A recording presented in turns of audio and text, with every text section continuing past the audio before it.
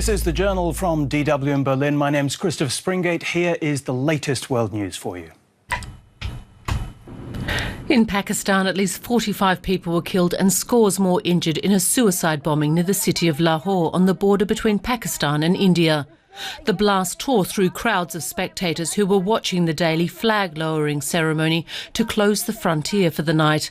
The Taliban later claimed responsibility for the attack.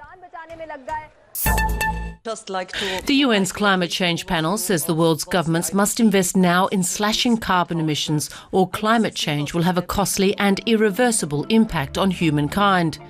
The body has released its most important report yet on climate change, and it concludes that human activity is a key factor.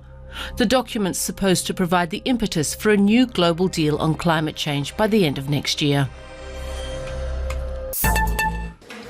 Elections have been held in Ukraine's breakaway regions, 1 week after the rest of the country went to the polls to elect a new parliament.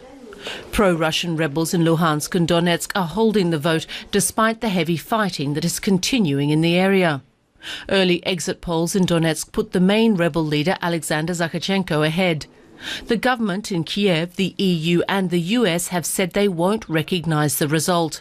Russia says the elections are legitimate. A Tehran court has sentenced a British-Iranian woman to 1 year in prison for trying to attend a volleyball game. London lawyer Gonche Ghavami was arrested in Tehran's Azadi Stadium during a spontaneous demonstration staged by female volleyball fans and women journalists. They were told they would not be allowed to watch the national men's team play against Italy. To football, and in the Bundesliga, Gladbach took 3 points against high-flying Hoffenheim.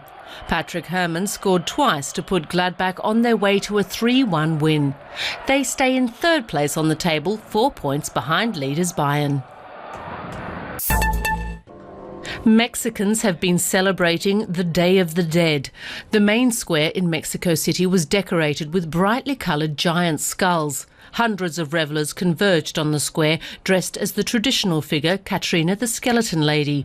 The Day of the Dead traditions are a mix of Spanish influences and indigenous ancestor worship in Latin America.